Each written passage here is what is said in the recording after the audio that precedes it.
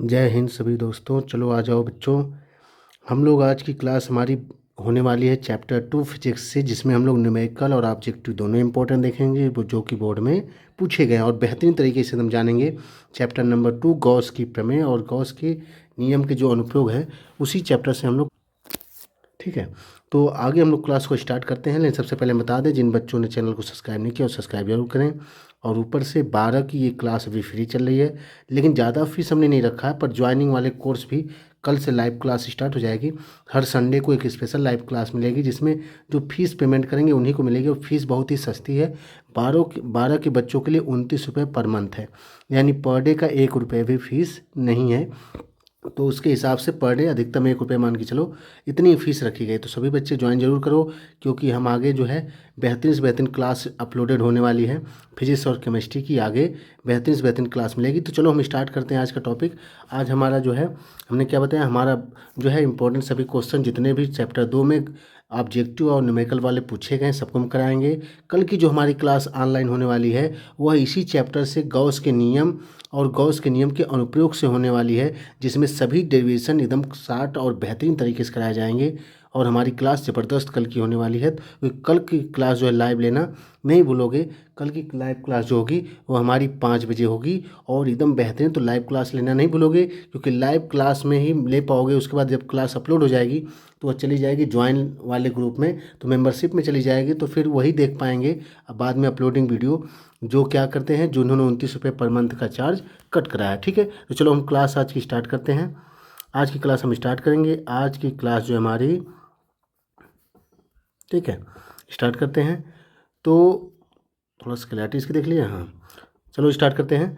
तो हमारा पहला सवाल कह रहा है कि वैद्युत फ्लक्स का क्या मात्रक। वैद्युत फ्लक्स हम सभी जानते हैं। वैद्युत फ्लक्स जो फाई होता है हमारा, फाई इक्वल टू होता है ई ए होता है। क्या होता है? ई ए होता है। यहाँ पे ई की जगह हम रख सकते हैं वी बाई डी रख सकते हैं। ठीक है, और इंटू यहाँ पे ए कर देंगे। ठीक है, तो यहाँ पे वी का हो जाएगा वोल्ट, और डी का हो जाएगा मीटर, और गुणे जो ए है इसका हो जाएगा मीटर स्क्वायर। तो मीटर स्क्वायर से 1 मीटर कट जाएगा, तो यहाँ का मात्रक हो जाएगा वोल्ट मीटर। क्या हो जाएगा? Volt meter. ठीक है, तो हम यहाँ पे ऑप्शन नंबर बी देख रहे हैं। हमारा क्या दिया गया है? वोल्ट मीटर दिया गया है। क्या दिया गया है? वोल्ट मीटर यहाँ पे दिया गया है। ये हमारा बी ऑप्शन हो गया, वोल्ट मीटर। बात में आ गई।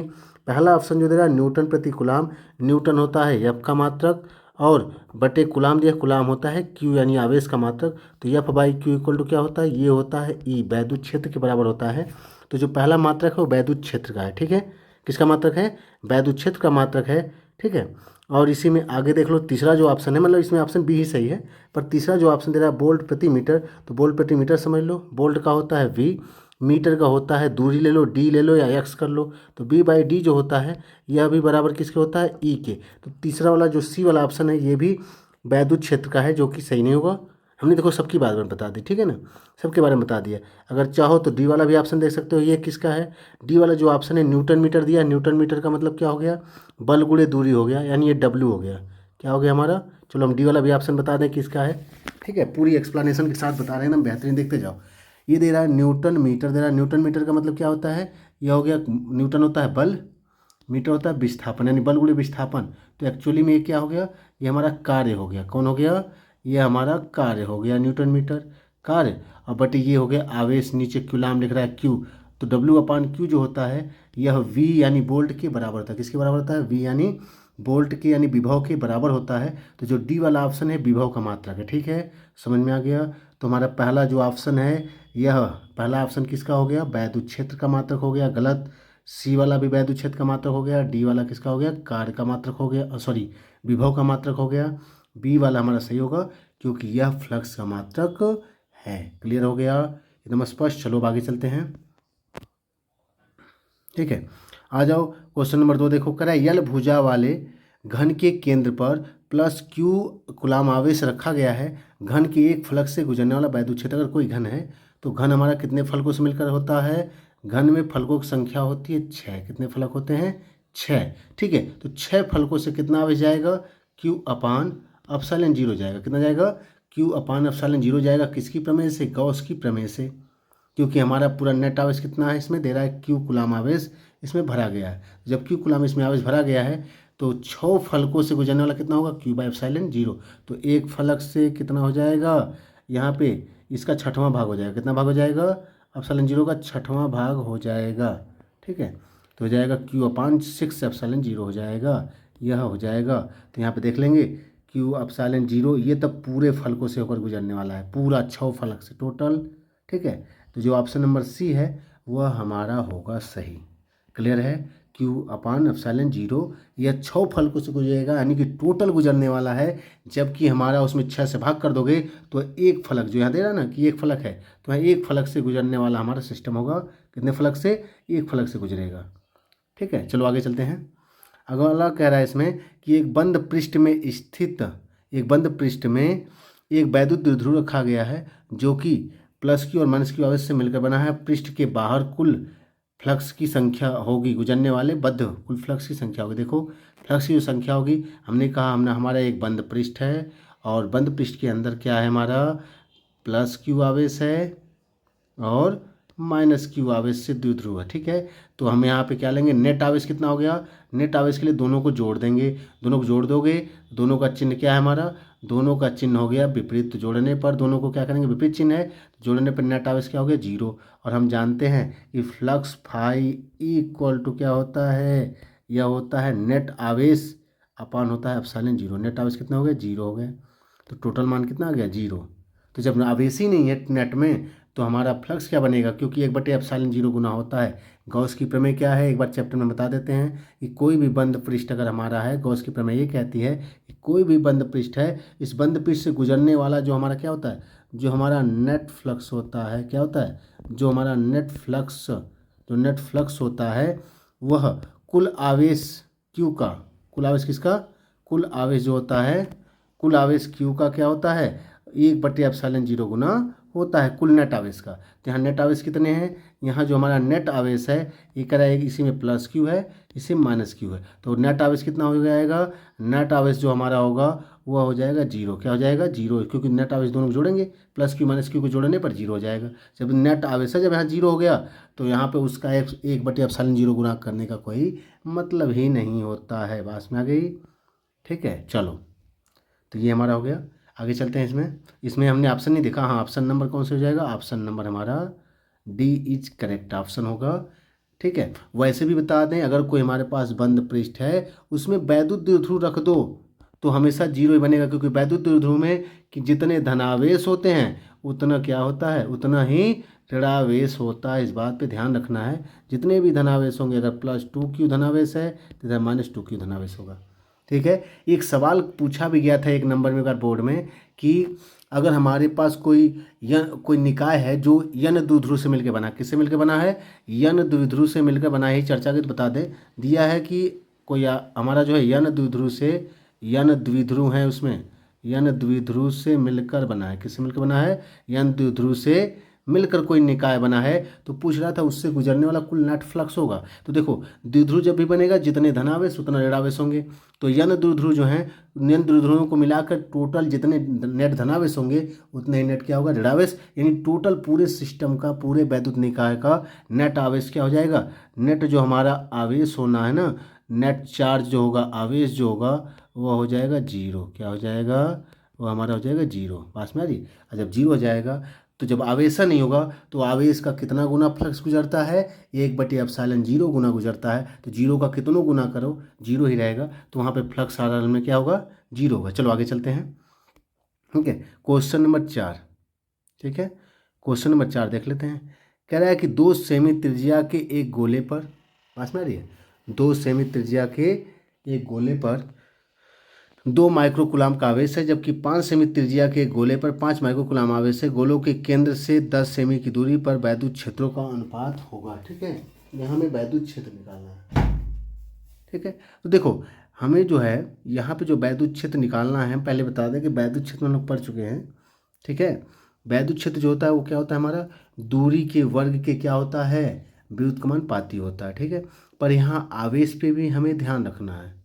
पास में किस पे ध्यान रखना, हमें आवेश पे भी ध्यान रखना है। तो यहाँ पर हमारा जो है क्या करा है, इसमें 10 सेमी की दूरी, चूंकि दूरी बराबर है तो दूरी का काम ही, देखो दो ही चीज़ पे होता है। वैद्युत क्षेत्र जो हमारा होता है वो दो चीज़ पे निर्भर करता है, किस पे, आवेश पे और दूरी पे। तो यहाँ दूरी दोनों के लिए हमने बराबर कर दी। दूरी क्या कर दिया हमने, दोनों के केंद्र से कह रहा है 10 सेमी की दूरी, तो दूरी तो हो गई बराबर। तो चलो दूरी का बवाल खत्म हो गया। तो वैद्युत क्षेत्र हमेशा याद रखो, आवेश के अनुकमानुपाती, बिंदु आवेश के लिए, ठीक है। यहाँ पर पूरे गोले को बिंदु आवेश मान लो, ठीक है। और दूरी के वर्ग के क्या होता है, व्युत्क्रमानुपाती होता है। तो यहाँ पर सिंपल सा दूरी तो हो गई बराबर, और जब दूरी बराबर हो गई तो दूरी का हमें कोई मतलब ही नहीं है, केवल क्यू बच गया। क्या बच गया, क्यू बच गया। तो यहाँ गॉस की प्रमेय के हिसाब से हल करोगे, कोई दिक्कत नहीं है। यहाँ पर हो जाएगा वैद्युत क्षेत्र, मैं सीधे लिख रहा हूँ, वैद्युत क्षेत्र जो इनका E1/E2 होगा, ठीक है, ये हो जाएगा Q1/Q2 के। क्यों, क्योंकि यहाँ पर, ठीक है,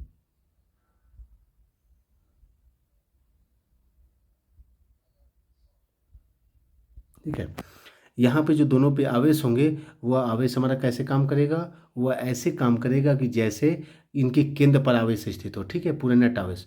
तो यहाँ पे Q1/Q2 करोगे, यानी 2 माइक्रोफैरड कुलाम बटे 5 माइक्रोकुलाम, यानी 2 संबंधी 5 का रेशियो बनाएगा। ध्यान रखना, अगर आवेश बराबर होता, दूरी वाली बात होती, तो व्युत्क्रमानुपाती लगता और वर्ग नियम लगता, ठीक है।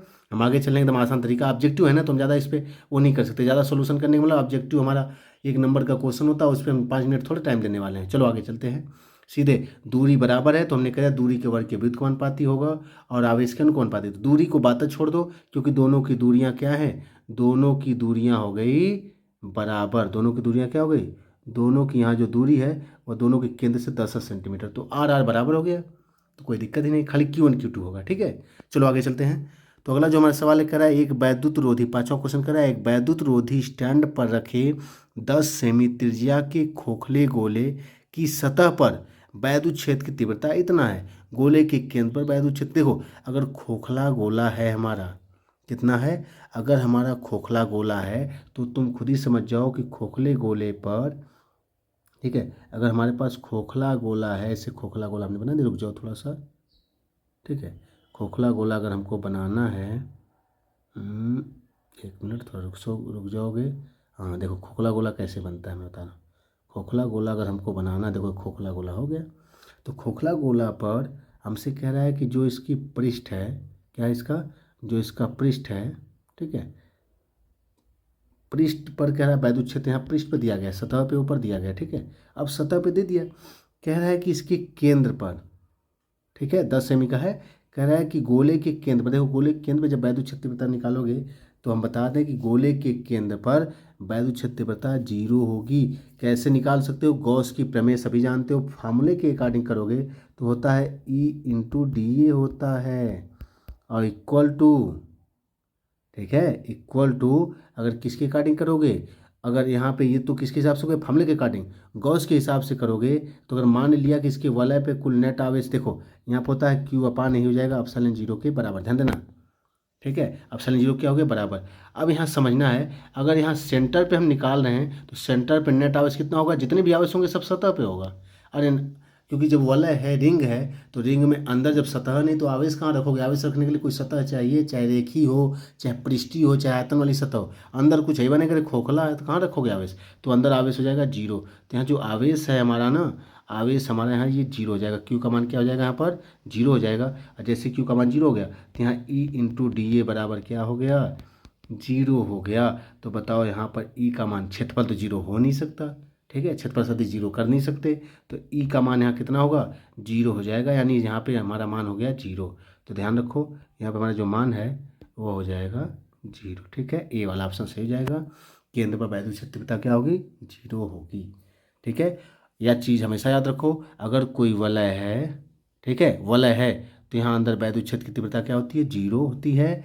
और जो हमारा विभव होता है वह सम विभव होगा, हर जगह बराबर होगा, क्योंकि वैद्युत क्षेत्र जहाँ 0 हो गई वहाँ पे हमारा जो विभव होता है वह हमेशा सम विभव होता है, यानी ध्यान रखोगे क्या होता है, सम विभव होता है। दूसरी बात, वैद्युत क्षेत्र के लिए आवेश हमने बता दिया, अगर वलय पे अगर आवेश हमारा रखा गया है तो यहाँ वलय पे है तो ठीक है। अब वलय के अंदर जब भी निकालोगे तो वैद्युत क्षेत्र 0 होगा, लेकिन वलय पे निकालोगे या वलय के बाहर अगर कहीं निकाल रहे हो, वलय क्या निकाल रहे हो, कहीं बाहर अगर निकालोगे, बाहर किसी बिंदु पे निकालोगे, तो हमेशा ध्यान रखो यह जो होता है पूरा वलय पर का आवेश ऐसे काम करेगा जैसे ये पूरा प्लस Q कहाँ मौजूद हो, सेंटर पे हो, ऐसे काम करेगा ये।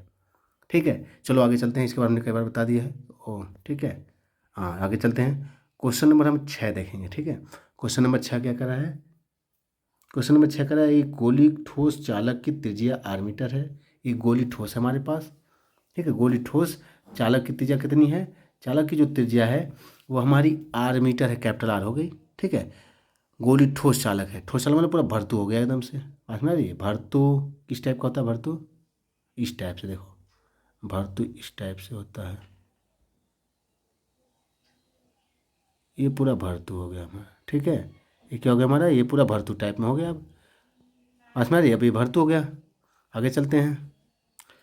अब भरतू अगर हमारा ठोस गोली चालक हो गया, उसके बाद क्या करोगे? इसमें आगे देखो, कह रहा है कि इस पर प्लस क्यू कुलाम आवेश। देखो प्लस क्यू कुलाम आवेश जब हम इसको देंगे ना, क्या देंगे इसको? प्लस क्यू कुलाम आवेश जब दोगे, यह पूरे आयतन पे वितरित हो जाएगा। यानी यहाँ जो आयतन घनत्व होगा रो इक्वल टू, वह रो इक्वल टू क्या होगा? यहाँ जो रो इक्वल टू होगा, ठीक है, यहाँ रो इक्वल टू जो होगा वो हो जाएगा यहाँ पर क्यू प्लस क्यू बटे, हो जाएगा 4/3 पाई आर क्यू हो जाएगा। ठीक है, ठीक है, चलो तो ये हो जाएगा इसका, क्या कहते हैं उसको? आयतन आवेश घनत्व कहते हैं। ठीक है ना। अब चलो क्या कह रहा है? कह रहा है निम्नलिखित में से कौन सा कथन सही है? ठीक है, कौन सा कथन सही है? तो मैं बता दूं कि अगर ऐसा कोई गोला है, पहली बात ध्यान सुन लो, तो जब बाहर निकालोगे तो पूरा आवेश ऐसे काम करेगा जैसे कि पूरा आवेश कहाँ हो? सेंटर पे मौजूद हो। पूरा प्लस क्यू कहाँ हो? जैसे हमने बिंदी दर्शाया इसमें, ऐसा लगेगा जैसे अंदर काम कर रहा है। ठीक है, समझो। अब पूरा प्लस क्यू आवेश यहाँ हो गया। ठीक है, तो हमें बाहर जब निकालोगे ना, तो बाहर क्या हो जाएगा? बाहर जो हमारा होगा वह, ठीक है, चलो बाहर जब निकालोगे यहाँ पे विभव, तो विभव के लिए क्या निकलेगा? विभव भी बराबर 1/4 पाई एप्सिलॉन 0। ठीक है, हो जाएगा प्लस क्यू अपान हो जाएगी दूरी स्मॉल आर। ये बाहर के लिए हो गया। ठीक है, कहाँ के लिए हो गया? बाहर के लिए हो गया। बात में आ गई? एक चीज़ हम लोग गड़बड़ी किए हैं, जानते हो क्या? सुन लो ध्यान से, देखो ये गड़बड़ी सबसे होती है, जैसे हमने भी ध्यान नहीं दिया। लिख रहा है एक गोली ठोस चालक की त्रिज्या कैपिटल आर मीटर। देखो अब बता दें, अगर हमारा ठोस भले ही भरतू है, पर अगर चालक है तो चालकों पे जो आवेश होते हैं ना, वो हमेशा सतह पर ही रहते हैं, अंदर जइबे नहीं करेगा आवेश। भले भरतू, अगर ये अचालक होता ना, तब क्यू वाला जो आवेश है पूरा अंदर से बाहर तक ये एक समान रूप से वितरित होता। पर ध्यान रखो, यहाँ पे जो हमारा आवेश होगा मात्र केवल सतह पर ही रहेगा, क्योंकि चालकों को दिया गया आवेश हमेशा सतह पे रहता है। इसको दिमाग में रख लो। पहले भी हमने बताया था, हमने क्लियर यहाँ पे नहीं किया। तो जब सतह पर है तो यहाँ पर अब ये ऐसे काम करेगा जैसे सेंटर पे हो। तो बाहर के लिए निकालोगे वैद्युत क्षेत्र, तो बाहर का विभव निकालोगे तो हो जाएगा 1/4 पाई एप्सिलॉन 0। देखो अब जब भी बताया हमने, ये ऐसे काम करेगा जैसे कि अचालक का कोई ठोस खोखला गोला हो। अभी जैसे बताए हैं अचालक वाला ठोस खोखला गोला, उसी तरह काम करेगा। तो यहाँ पे पहला चीज़ लिख रहा है कि गोले के बाहर विभव इतना, ये तो पॉसिबल ही नहीं, क्योंकि गोले के बाहर जो विभव होगा वह जानते हो क्या होगा? वह होगा 1/4 पाई एप्सिलॉन 0 इंटू क्यू बटे, ठीक है, क्या हो जाएगा? इंटू क्यू बटे हो जाएगा हमारा क्यू बटे स्मॉल आर होगा। क्या होगा? स्मॉल आर, जो कि इसकी त्रिज्या से बड़ा होगा। इसकी त्रिज्या एक कैपिटल आर है, तो जब बाहर लोगे तो बाहर के लिए स्मॉल आर दूरी लेनी पड़ेगी, जो कि कैपिटल आर से बड़ी होगी। यह जो बता रहा है ना, यह सतह पर है। ठीक है, यह गोले के सतह पर निकलेगा। पास में आ गई? गोले के सतह और केंद्र पर ये काम करेगा। किस पे काम करेगा? केंद्र के लिए भी, क्योंकि पूरा समविभव पृष्ठ बनेगा। ध्यान रखना इस बात को। कह रहा दूसरा, गोले के भीतर वैद्युत क्षेत्र इतना होगा। देखो गोले के भीतर तो वैद्युत क्षेत्र बन नहीं करेगा, अभी हमने बता दिया। ये खोखले अचालक की तरह काम करेगा, तो ये पूरा अंदर से बाहर समविभव पृष्ठ हो गया। तो ये अंदर तो यहाँ ये उत्पन्न नहीं होगा, पॉसिबल ही नहीं है। ठीक है ना, यह पॉसिबल ही नहीं। ये वाला भी गलत हो गया, बी वाला, क्योंकि अंदर वैद्युत क्षेत्र 0 होगा। वैद्युत क्षेत्र कहाँ पे होगा? इसकी सतह पे होगा और सतह से बाहर होगा। क्योंकि अगर अंदर कोई लेते हो, ध्यान समझो, रुको थोड़ा सा हम बता दे रहे हैं। जैसे हमारे पास एक चालक है, तो आवेश केवल ऊपरी सतह पे रहेगा। अगर अंदर मान लो किसी बिंदु पे निकाल भी रहे हो, तो अंदर अगर किसी बिंदु पे निकालोगे तो उसको गणना करने के लिए गॉस के प्रमेय से एक बंद पृष्ठ बनाओगे। इस बंद पृष्ठ में कोई आवेशन नहीं आएगा, क्योंकि सारा आवेश तो सतह पर है। सारा आवेश कहाँ पे है? सारा चार्ज जो है वह सतह के ऊपर है। कहाँ पे है? सतह के ऊपर है। तो इसमें अंदर वाले में कुछ मिलेगा ही नहीं। अंदर कौन है, यही अंदर वाला। अगर कोई बिंदु लोगे तो बंद पृष्ठ बनाने पर अंदर कोई आवेशन नहीं मिलेगा, तो वैद्युत क्षेत्र जीरो होगा। ये गलत है। सी वाला कह रहा है कि गोले के भीतर वैद्युत क्षेत्र शून्य होगा। एकदम सही है, गोले के भीतर वैद्युत क्षेत्र क्या होगा, शून्य हो जाएगा। ठीक है, हमें थोड़ा स्पीड बढ़ानी होगी, मैं ज़्यादा स्लो बता रहा हूँ ना। चलो क्वेश्चन नंबर 7 देखो। एक आवेशित गोली चालक में वैद्युत क्षेत्र, आवेशित अगर कोई गोली चालक है तो उसमें जो वैद्युत क्षेत्र होगा, आवेशित गोली चालक, देखो फिर से वही आ गया, गोली चालक सेम आ गया। तो पहली चीज़ हमने क्या बताया, अंदर विभव समान होगा, और अंदर कितना होगा, 1/4πε0 Q/r होगा, विभव समान होगा हर जगह। अब वैद्युत क्षेत्र क्या होगा, शून्य। कह रहा है गोले के भीतर, पहला ऑप्शन देखो, गोले के भीतर शून्य होता है तथा गोले के बाहर भी क्या कह रहा है, वैद्युत क्षेत्र। देखो वैद्युत क्षेत्र की बात कह रहा है, तो यहाँ क्लियर करना है। ये हमारा वैद्युत क्षेत्र की बात छिड़ गई आवेशित गोली चालक में, अभी जो हमने पीछे व्याख्या की है। तो चलो देखो, पहला क्या कह रहा है गोले के भीतर शून्य होता है, ये तो सही है। पर क्या कर रहा था, गोले के बाहर भी शून्य था, नहीं गोले के बाहर नहीं शून्य था। ठीक है, गोले के बाहर निकलेगा Q/r² मिलेगा हमें, गलत है। दूसरा कर रहा है बी वाला, गोले के भीतर शून्य होता है, गोले के भीतर शून्य होता है, अभी भी सही लिख रहा है। कह रहा है गोले के बाहर दूरी बढ़ाने इसके साथ कम होता जाता है, ये भी ठीक है। लेकिन अभी परफेक्ट मैचिंग देखी जाएगी, क्यों, क्योंकि बाहर हमने कहा, बाहर के लिए क्या होता है, बाहर होता है 1/4πε0 Q/r² होता है। ठीक है, तो अभी हम देख लेते हैं, दूरी के वर्ग के हिसाब से घटना चाहिए। यहाँ जो मैटर है अभी आगे पढ़ेंगे। सी वाला भी ऑप्शन पढ़ो, जो परफेक्ट ऑप्शन सही होगा उसी को मारते हैं। सी वाले में कह रहा है गोले के भीतर शून्य होता है वैद्युत क्षेत्र, ठीक है, तथा गोले के बाहर दूरी के वर्ग के साथ कम होता है, ये और परफेक्ट हो गया। देखो एकदम परफेक्ट हुआ ना। आगे चलो डी वाला देखते हैं, गोले के भीतर अधिकतम होता है, एकदम गलत है, क्योंकि गोले के भीतर तो जीरो होता है, गोले के बाहर शून्य होता है, ये तो एकदम गलत हो गया, डी वाला ऑप्शन एकदम गलत। ठीक है, तो ऑप्शन नंबर सी हमारा एकदम परफेक्ट है। अगर सी नहीं होता तो वी हम कर सकते थे। ठीक है, क्योंकि दूरी के वर्ग के हिसाब से कम हो रहा है, पास में आ गई। चलो आगे चलते हैं, क्वेश्चन नंबर 8 कह रहा आवेश का एक खोखला गोला, एक खोखला गोला वैद्युत क्षेत्र उत्पन्न नहीं करता। अब इसका खोखला गोला है कोई, अब वो यहाँ ये नहीं बताया गया कि खोखला गोला में कौन सा गोला है, चालक है चालक, उससे नहीं मतलब। ठीक है, बात में आ रही है। हाँ, कह रहा है कि आवेश का खोखला गोला है, वैद्युत क्षेत्र, ये देख ले, कह रहा है वैद्युत क्षेत्र उत्पन्न नहीं करता है। देख रहे हैं वैद्युत क्षेत्र कहाँ उत्पन्न नहीं करता है। ठीक है, देखो कह रहा है किसी आंतरिक बिंदु पर, किसी बाहरी बिंदु पर। देखो वैद्युत क्षेत्र तो एक्चुअली यही होना चाहिए। ठीक है, इस सवाल में क्वेश्चन नंबर जो 8 हमारा, कह रहा है किसी बाहरी बिंदु पे वैद्युत क्षेत्र नहीं उत्पन्न करता। देखो किसी बाहरी, खोखला गोला अगर है तो बाहरी बिंदु पर करता है वैद्युत क्षेत्र, कह रहा है कहाँ नहीं करता है ना, कहाँ वैद्युत क्षेत्र उत्पन्न नहीं करता। आगे चलो, कह रहा 2 मीटर से अधिक दूरी पर 5 मीटर, यहाँ दोनों सही है। ठीक है, अब जैसे क्या है एक्चुअली, अगर ध्यान समझा जाए किसी आंतरिक बिंदु पर, तो आंतरिक बिंदु पे ये ज़्यादा परफेक्ट होना चाहिए, पर किताबों में कहीं आंसर देखोगे तो ये वाला दिया गया है। हालांकि दोनों सही हैं, पर एक्चुअली देखा जाए तो हमारे हिसाब से ये ऑप्शन ये सही होना चाहिए, क्योंकि आंतरिक बिंदु पे हमारा जो है गायब होता है। और ये जो 5 मीटर दूरी लिख रहा है ये भी कहीं सही है। सही कहाँ से होता है, क्योंकि जो 5 मीटर लिख रहा है ना, बहुत ज़्यादा दूरी के रेंज पर एक काम नहीं करता है वैद्युत क्षेत्र, तो 5 मीटर की दूरी से अधिक पे भी वो काम नहीं करता है। लेकिन फिलहाल किताब में डी वाला ऑप्शन दिया गया है, पर होना चाहिए ऑप्शन ए। चलो आगे चलते हैं। ठीक है, क्वेश्चन नंबर 9 देखेंगे, कह रहा है किसी पृष्ठ से बद्ध ऋणात्मक वैद्युत फ्लक्स इंगित करता है। देखो धनात्मक फ्लक्स का मतलब बल रेखाएं बाहर की ओर पृष्ठ से बाहर निकल रही हैं। अगर फाई हमारा पॉजिटिव है, यानी Q/ε0 होता है, तो Q अगर पॉजिटिव है तो फ्लक्स बाहर निकलेगा। अगर नेगेटिव मान आता है तो इसका मतलब बल रेखाएं कहाँ गई, अंदर की ओर। तो कह रहा है कि यहाँ पर ऑप्शन नहीं, कह रहा है पृष्ठ से अंदर की ओर, एकदम परफेक्ट है, क्योंकि ऋणात्मक फ्लक्स का मतलब है कि पृष्ठ के अंदर की ओर बल रेखाएं आ रही हैं। ठीक है, और धनात्मक मतलब होता है बाहर की ओर, जो कि दूसरा लिखा गया है। ठीक है, आगे चलो क्वेश्चन नंबर 10, तेज़ी से बढ़ाया जाए, टाइम ज़्यादा हो रही है।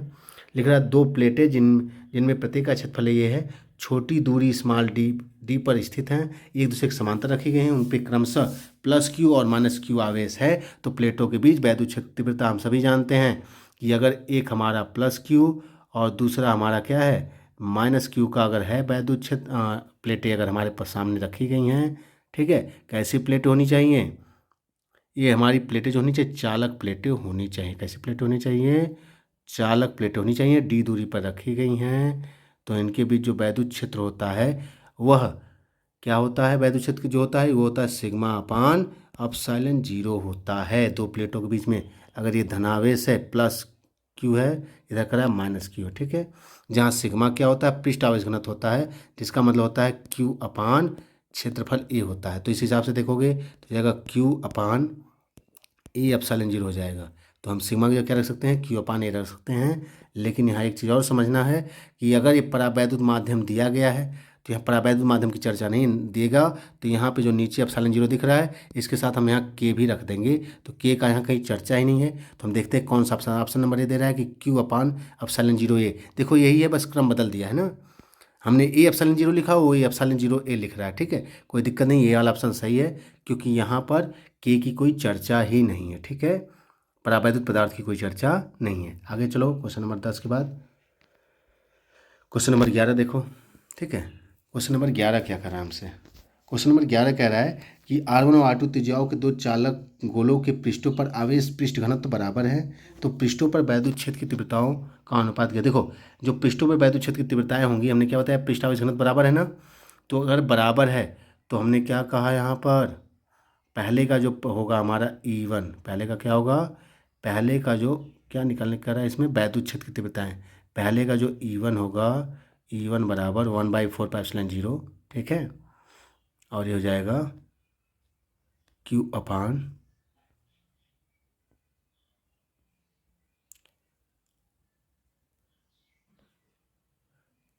हो जाएगा R1 स्क्वायर और दूसरे का हो जाएगा Q/R2 स्क्वायर, ठीक है। यहाँ पर आवेश पहले का लेंगे Q1/R1 स्क्वायर, ठीक है। इसी पे हो जाएगा, ध्यान समझो बात को, रुक जाओ थोड़ा सा, चलो भले टाइम लगे पर इसको एक्सप्लेन कर दें, ठीक है।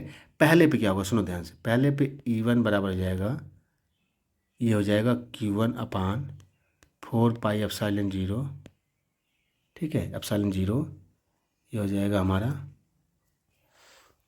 वैसे सीधे सीधे सूत्र बता दे रहे हैं, अगर पृष्ठ आवेश घनत्व तो दिया गया है तो सबसे आसान तरीका देखो मैं बता रहा हूँ, ठीक है ना, सबसे आसान तरीका, क्योंकि ज़्यादा घुमाने ठीक नहीं, ये होता है E बराबर सिग्मा बटे 4π एप्सिलॉन जीरो होता है, नो सॉरी सिग्मा बटे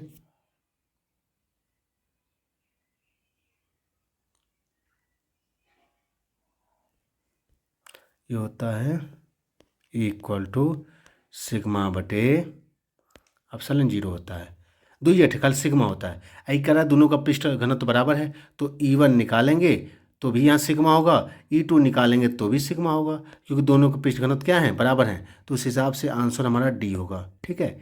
इसी के हिसाब से यहाँ ऑप्शन क्या होगा हमारा, डी होगा, सही है। ज़्यादा तेज लेकर चलना है क्योंकि समय खत्म है। कह रहा है एक घन के शीर्ष पर +Q आवेश रखा गया, घन के शीर्ष पर रखा गया, घन से गुजरने वाला कुल फ्लक्स होगा, ठीक है।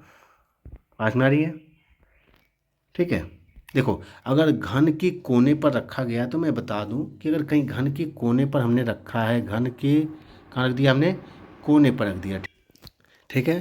तो घन के कोने का मतलब ये होगा कि जब कोने पे हम रखेंगे, ठीक है, तो घन पे कोने पे रखने का मतलब यहाँ अगर मान लो हमने आवेश रख दिया, आवेश अगर हमने यहाँ रख दिया Q कोने पर, ठीक है, तो यहाँ पे हमारा जो होगा अधिकांश भाग, कितना भाग, इसमें पूरे कितने हमारे होते हैं, यहाँ पर 8वां हिस्सा बनता है। पढ़े होगे एकक कोष्ठिका में कि कोने वाला भागीदारी कितना लेता है, 1/8 लेता है। तो अब कितने भागीदारी हो गई, 1/8। तो अंदर जो हिस्सा होगा, अंदर जो चार्ज का हिस्सा होगा जो कोने पर होगा, क्योंकि ये घन है ना, तो घन में जो कोने पर हिस्सा होता है उसका 1/8 भाग अंदर भागीदारी करता है। अब बाकी आवेश का हिस्सा क्या होगा, बाहर। तो बाकी फ्लक्स हमारा बाहर निकलेगा, ठीक है। तो घन से जो गुजरने वाला फ्लक्स होगा वह हमारा 8वां हिस्सा होगा, ठीक है। तो यहाँ पर Q/ε0 होगा टोटल, इसमें 8 से भाग कर देंगे तो ये जो 8वां भाग होगा ये अंदर जाएगा, घन से गुजरने वाला होगा, बाकी जो होगा हमारा, ठीक है, बाकी हिस्सा बाहर निकलेगा, ठीक है। तो यहाँ जो ऑप्शन नंबर डी है हमारा एकदम परफेक्ट और एकदम सही है, ठीक है। Q/8, क्योंकि जब कोने पर आवेश होगा तो कोने पर, घन में कोने पर जो होता है उसकी भागीदारी अंदर कितना होती है, अंदर होती है 1/8 आवेश होता है। यानी यहाँ पर सिंपली भाषा अगर हम कहें तो यहाँ पे जो आवेश का जो अंदर वाला भाग होगा वह Q/8 होगा, आठवां भाग पढ़े हो कि एकक कोष्टिका में कि आठवां भाग योगदान होता है, तो उस कंडीशन में यहाँ पे हमारा जो क्यू बटे एप्सिलॉन 0 है ना, यहाँ क्यू की जगह क्यू बटे 8 रखेंगे, या बटा 8 नीचे आ जाएगा, तो ऑप्शन नंबर डी हमारा क्या हो जाएगा, एकदम सही हो जाएगा। चलो आगे, फिर वही सवाल क्वेश्चन नंबर 13 हमने बता दिया है। हमने कहा अगर एक बंद पृष्ठ के भीतर क्या रखा गया है, यन द्विध्रुव रखे गए हैं। कितने रखे गए हैं, यन द्विध्रुव रखा गया है, तो भी द्विध्रुव में जितने धनावेश तैयार होंगे उतने ऋणावेश होंगे, अतः नेट आवेश 0 हो जाएगा, तो वैद्युत फ्लक्स भी कितना होगा, 0 हो जाएगा। चलो आगे चलते हैं, आगे चलेंगे, ठीक है। आगे क्वेश्चन नंबर देख लो, इसमें 14, ठीक है। कह रहा है कि आर मीटर वाले एक खोखले गोले के केंद्र पर, कोई खोखला गोला है, ठीक है, खोखले गोले के केंद्र पर कितना आवेश रखा गया है, क्यू कूलम आवेश रखा गया है, ठीक है। ये हो गया हमारा खोखला गोला, यहाँ हमने क्या रख दिया, प्लस क्यू आवेश उठा के चलो रख ही दिया केंद्र पर।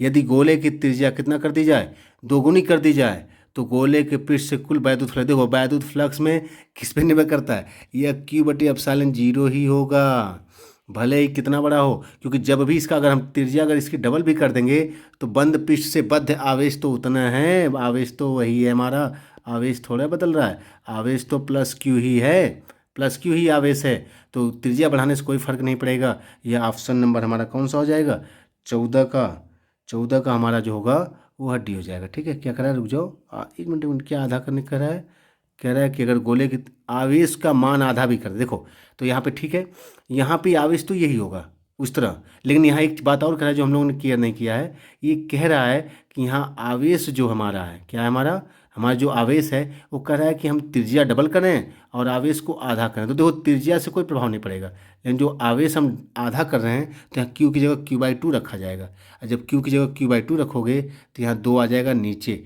तब ऑप्शन नंबर कौन सा हो जाएगा, सी वाला, ठीक है।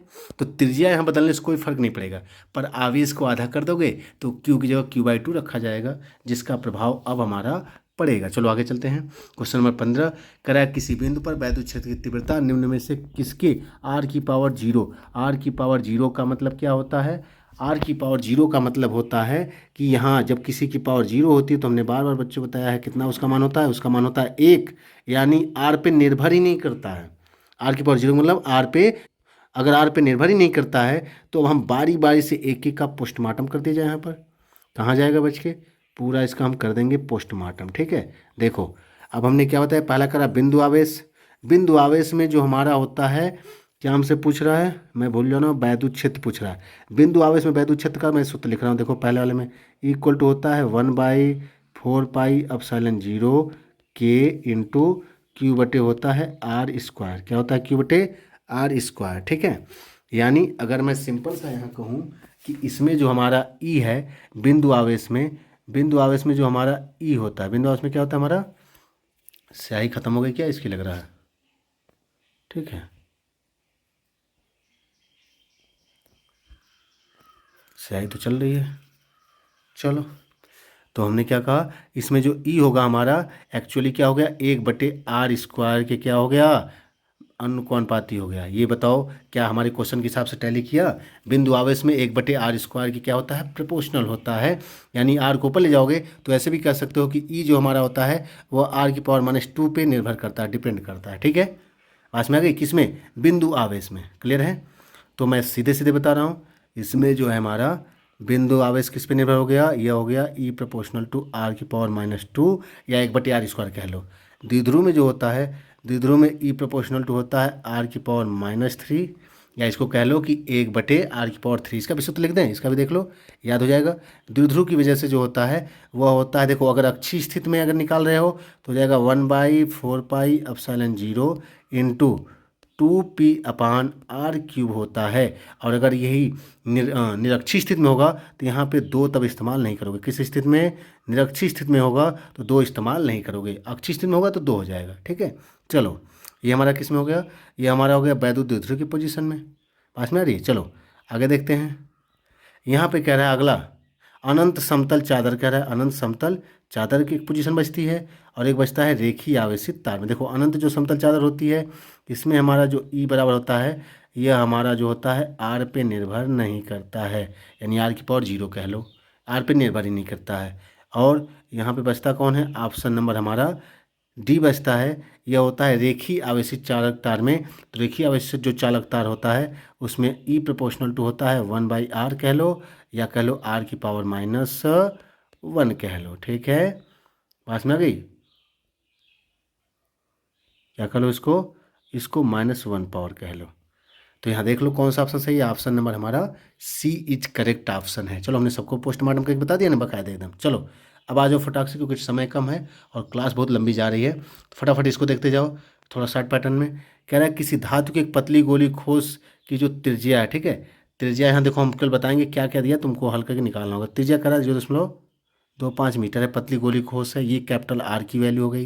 किसकी वैल्यू हो गई, कैपिटल आर इक्वल टू हो गया 0.25 मीटर हो गया। ये हमारा डाटा दिया गया है। इस पर इतना कुलाम आवेश है, ये हमें दे दिया गया है क्यू। कौन दे दिया गया, ये हो गया क्यू की वैल्यू हो गया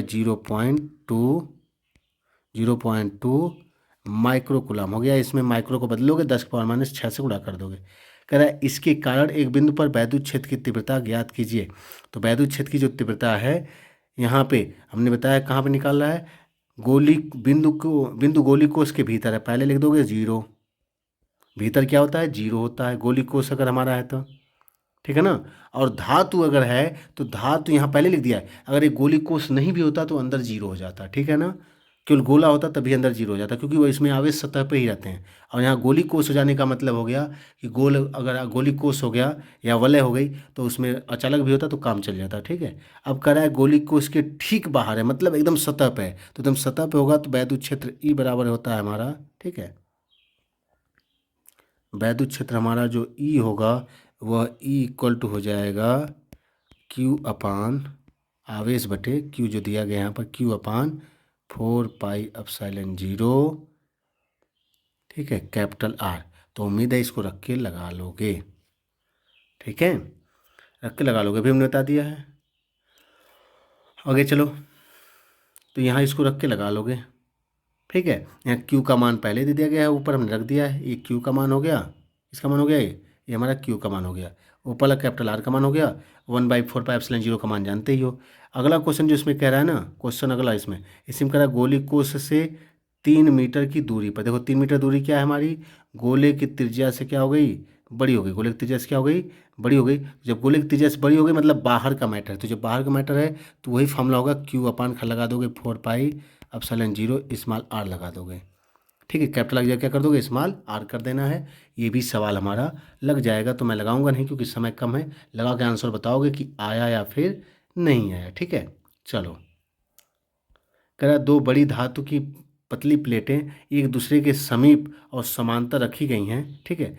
कह रहा प्लेटों पर आवेश घनत्व इतना है तो वैद्युत क्षेत्र, देखो अभी इसका सूत्र हमने पीछे बताया है कि वैद्युत क्षेत्र तीव्रता इक्वल टू होता है सिग्मा बटे, क्यों भाई ये कहाँ है ऊपर नीचे अप डाउन कर रहा है, सिग्मा बटे एप्सिलॉन 0 होता है, ठीक है। तो सिग्मा की वैल्यू पहले दे रखा है, ये हमारा रहा सिग्मा, और ये एमकेएस में है तो कोई बदलाव कोई चेंजिंग करनी ही नहीं है। एप्सिलॉन 0 का मान जानते हो 8.85 × 10⁻⁻12 रख दोगे तो यहाँ पे वैद्युत क्षेत्र की तीव्रता ई निकल जाना है, ठीक है।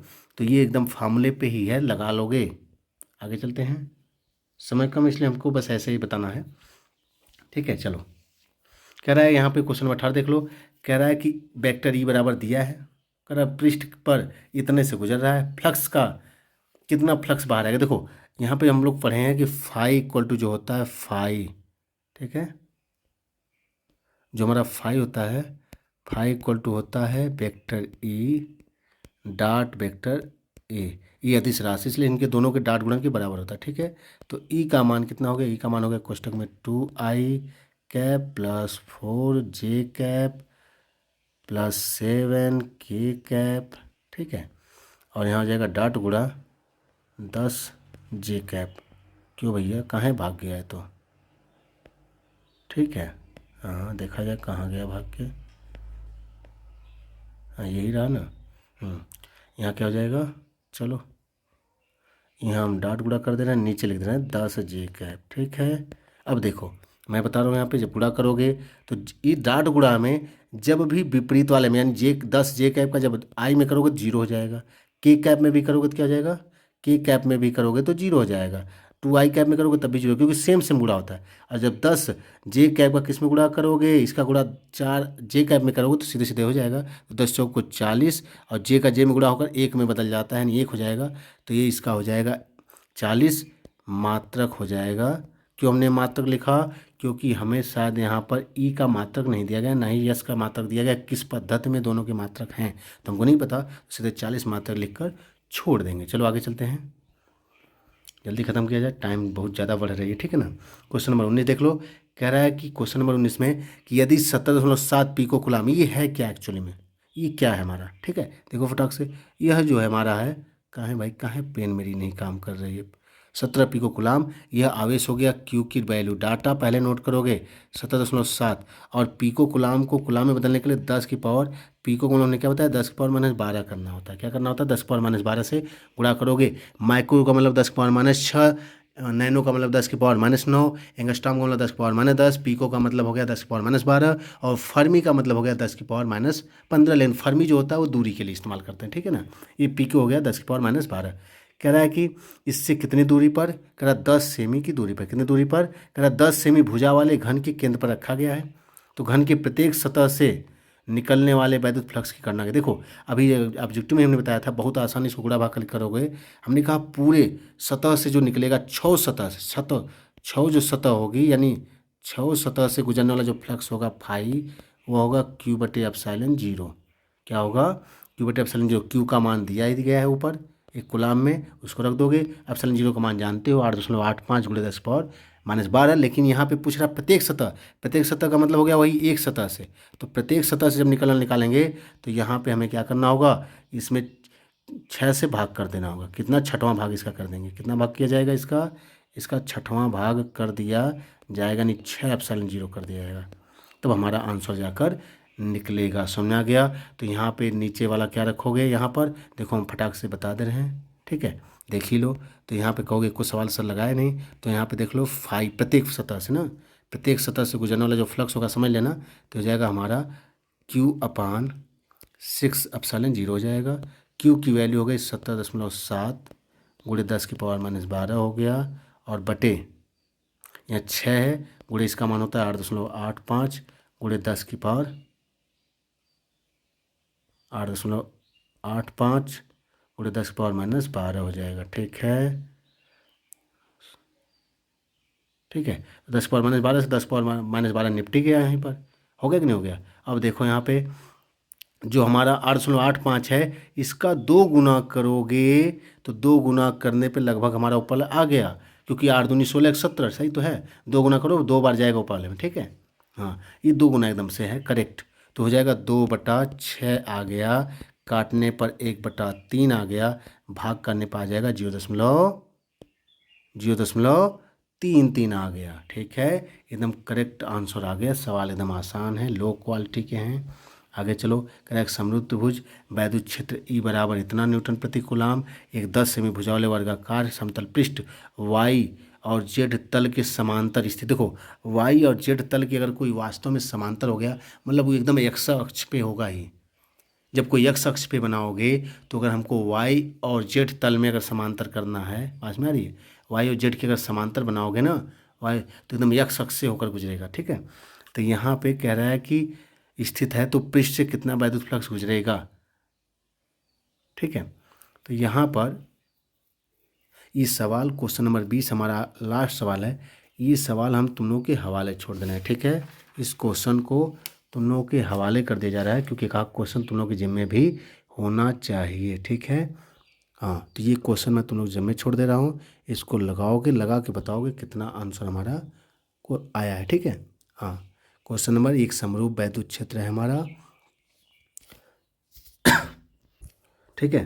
तो इस तरीका, और यहाँ सबसे आसान तरीका है, जैसे क्या है मैं बता दूँ। ई का मान दिया गया है 5 × 10 की पावर 3 आई कैप। इसमें जो हमारा आई कैप है ना, इसको लापता कर दो, ठीक है। लापता समझ रहे हो, लापता का मतलब ये हो गया कि इसको हम कर देंगे अदिश रूप ले लेंगे इसका, मतलब दिशा हटाई दो इसका। ई का मान हो गया। यह आई कैप हमें बताएगा कि यह किस अक्ष में है, यक्ष अक्ष के अंदर से। वैद्युत क्षेत्र हमारा जो है वह यक्ष अक्ष की दिशा में है, ठीक है। किस दिशा में, यक्ष अक्ष दिशा में हमारा वैद्युत क्षेत्र ई है हमारा, ठीक है। जो वैद्युत क्षेत्र हमारा ई है वह किस दिशा में हो गया, एक्स अक्ष में।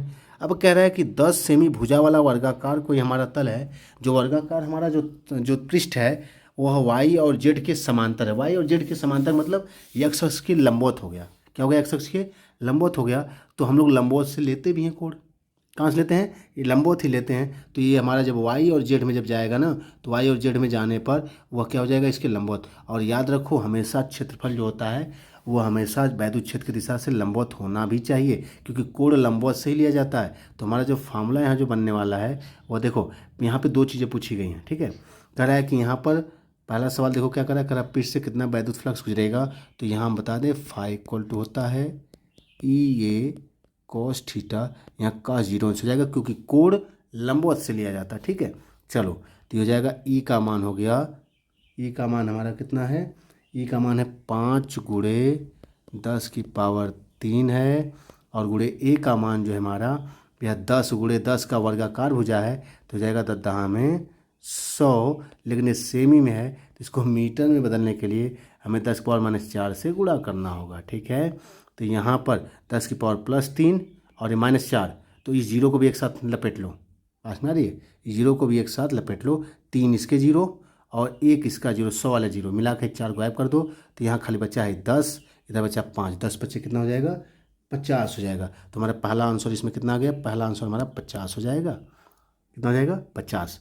अब इसमें क्या है, इसी में दूसरा कह रहा है कि यदि पृष्ठ का तल x अक्ष की दिशा से 30 अंश, तो अगर x अक्ष की दिशा में तो हमारा ई है, अगर यहाँ से 30 अंश है तो यहाँ कोण हमारा कितना अगले में रखोगे, 60 रखोगे, क्योंकि लंबवत से कोण रखा जाता है। और cos 60 अंश का मान कितना होता है, 1/2 होता है। तो अगले वाले में हमारा इसका आधा आएगा, नहीं 50 की जगह 25 आएगा। सवाल को लगा लोगे, अगर कोई दिक्कत होगा तो पूछ सकते हो, कमेंट कर सकते हो कि सर थोड़ा स्लो बताइए, या और पैटर्न में आप बताना चाहो तो कह सकते हो। पर थोड़ा सा तुम्हें भी मेहनत करनी होगी, कोई ऐसा प्रक्रम नहीं है, कोई ऐसा प्रोसेस नहीं है कि केवल हमारी मेहनत करने से तुम्हें समझ में आ जाए। अगर तुम मेहनत नहीं करोगे तो नहीं आएगा, ठीक है। तो फार्मूला पहले तैयार होना चाहिए, तो अब न्यूमेरिकल कर सकते हो। कल की क्लास हमारी लाइव होगी, ठीक है। लाइव में जो करना चाहो ठीक है, नहीं तो मैं ही कहूँगा कि ज्वाइन कर लो, कोई फीस ज़्यादा नहीं है। पर मंथ केवल 29 रुपये हमारे चार्ज हैं, और जो कि हमने कहा 30 दिन का 31 दिन का 29 रुपये, मतलब एक दिन का 1 रुपये भी नहीं हुआ। इतनी सस्ती फीस में रिकॉर्डेड क्लास भी मिलेगी, लाइव क्लास भी मिलेगी, ठीक है। तो अब आज की क्लास हम समाप्त करते हैं, क्योंकि क्लास हमारी क्या है, बहुत ज़्यादा लंबी हो गई, ठीक है।